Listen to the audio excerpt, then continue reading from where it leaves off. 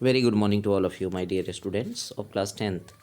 जैसा कि हम लोगों ने चैप्टर आउटकम्स ऑफ डेमोक्रेसी को शुरू किया था और उसके बहुत सारे पॉइंट्स को हम लोगों ने कवर भी कर लिया था, लेकिन उसमें जो 3 मेजर पॉइंट्स थे, जैसे democracy is accountable, responsive and that of the legitimate form of government, उसको हम लोग यहाँ पर देखेंगे फिर से एक समरी के तहत, ताकि आपको एग्जामिनेशन में किसी तरह की कोई समस्या ना हो।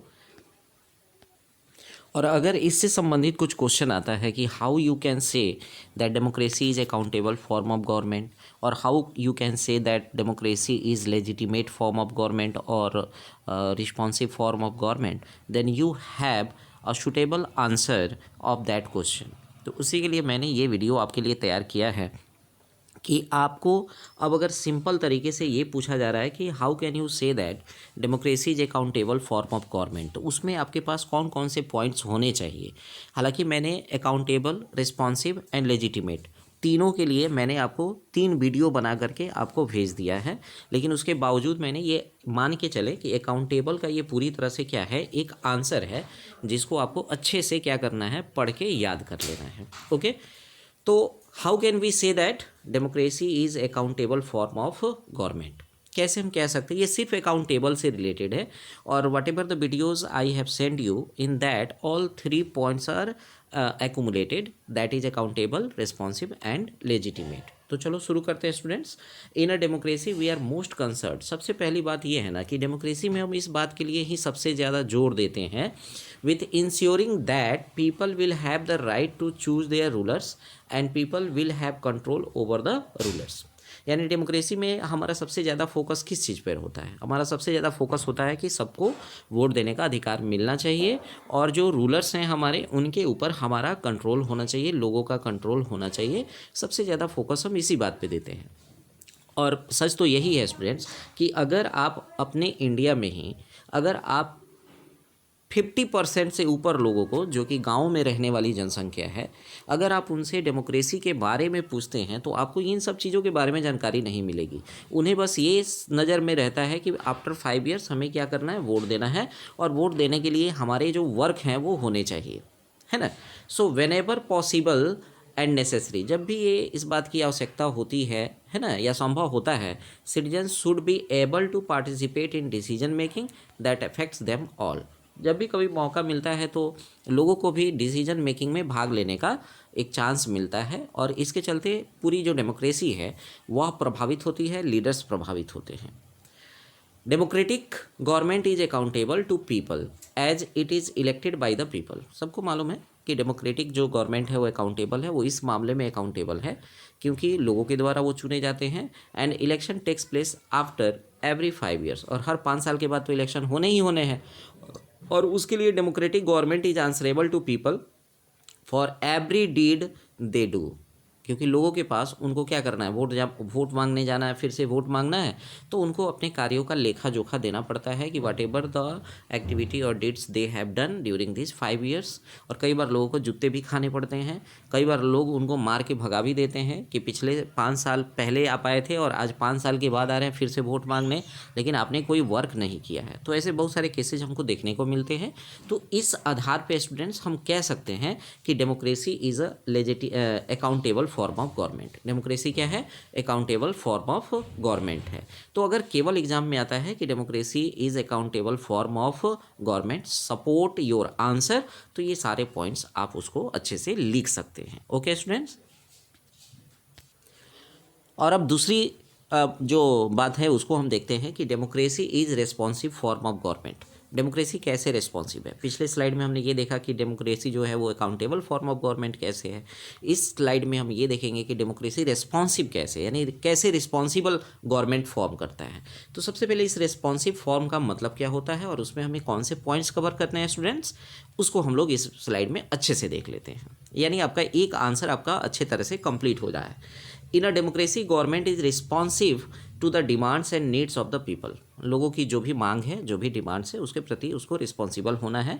जैसे हर साल 5 साल में जो चुनाव होते हैं उसमें लोगों से कुछ वादे करने पड़ते हैं, सड़क, बिजली, पानी, स्कूल और भी बहुत सारी ऐसी आवश्यकताएं हैं, लोगों की डिमांड्स हैं, जिसके आधार पे लीडर्स को चुना जाता है और लीडर्स को उन सभी वादों को, यानी whatever the promises they have made to the people should be fulfilled. ये फुलफिल होना चाहिए क्योंकि लोगों को यही नज़र आता है कि विद इन दिस 5 ईयर्स आपने क्या किया है ना। So government is elected by the people to fulfil their expectation, क्योंकि लोगों के द्वारा यही इसीलिए ये चुने जाते हैं ताकि उनके जो एक्सपेक्टेशंस है उसको क्या करेंगे, फुलफिल करें। And if government doesn't complete the demands of the people it can be removed in the next election. जाहिर सी बात है कि अगर उसमें से डिमांड्स फुलफिल नहीं होते, तो मैंने कहा ना कि भारत में बहुत सारी जनता जो है, यानी जो सिटीजन है, उसका एक काफ़ी लार्ज फ्रैक्शन जो है वो सिर्फ कार्यों को देखता है। बाकी जो आपकी इकोनॉमिक पॉलिसी है, बाकी जो आप देश के लिए क्या कर रहे हैं, उससे हमें कोई मतलब नहीं है। हमें अपने स्थानीय स्तर पर, यानी लोकल लेवल पर, whatever the activity you have done, उसको हमें नज़र में रखना पड़ता है।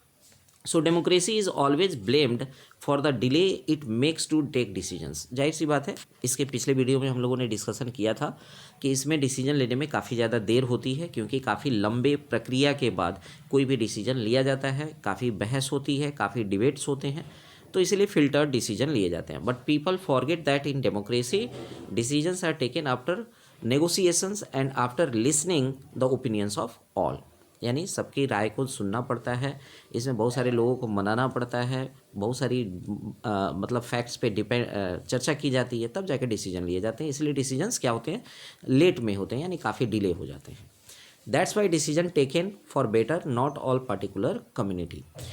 यानी कहने का मतलब है कि अगर इतने कुछ करने के बाद, बात समझ रहे हैं ना, इसलिए यहाँ पर जो डिसीजंस होते हैं वो किसी पार्टिकुलर कम्युनिटी को ध्यान में रखकर नहीं होता है, बल्कि सबको ध्यान में रख के होता है। तो उस केस में क्या होता है, कई बार ऐसा होता है कि जो दूसरी कम्युनिटी के लोग हैं, कुछ ऐसे डिसीजन ले लिए जाते हैं जिससे वो लीडर से खुश नहीं होते हैं और अगले चुनाव में उनके लिए एक मुद्दा बन जाता है, एक इशू बन जाता है।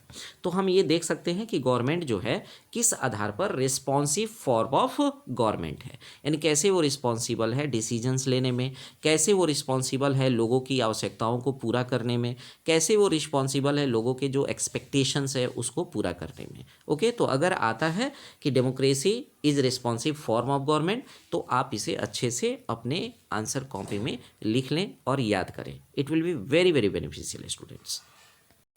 अब जो तीसरा पॉइंट हम लोगों ने कवर किया था कि democracy is legitimate form of government, उसको भी हम बता दें, क्योंकि अभी ये जो तीनों स्लाइड्स हैं, ये तीनों स्लाइड्स में मैंने तीनों पॉइंट्स को अलग अलग डिस्क्राइब किया है और इसके पिछले वाले वीडियोज़ में मैंने उसको एक साथ डिस्क्राइब किया था। तो मुझे लगा कि अगर एग्ज़ाम में सिंगल टॉपिक को दे करके क्वेश्चन आता है तो फिर आपको थोड़ी बहुत समस्या होगी कि हम किस में कौन सा पॉइंट लिखें, इसलिए मैंने इसको बनाने का निर्णय लिया है स्टूडेंट्स। तो बात करते हैं लेजिटिमेट फॉर्म ऑफ गवर्नमेंट। इसको हम लोगों ने पिछले वीडियो में भी देखा है कि एक ऐसा फॉर्म ऑफ गवर्नमेंट है डेमोक्रेसी जिस पर हम भरोसा कर सकते हैं, यानी भरोसेमंद गवर्नमेंट कह सकते हैं आप, यानी विश्वास के लायक, है ना। तो किस आधार पे हम कह सकते हैं कि ये भरोसेमंद है या लेजिटिमेट है, उसको हम देख लेते हैं। So democratic government is legitimate government as everything run in democracy is based on written rules and regulations।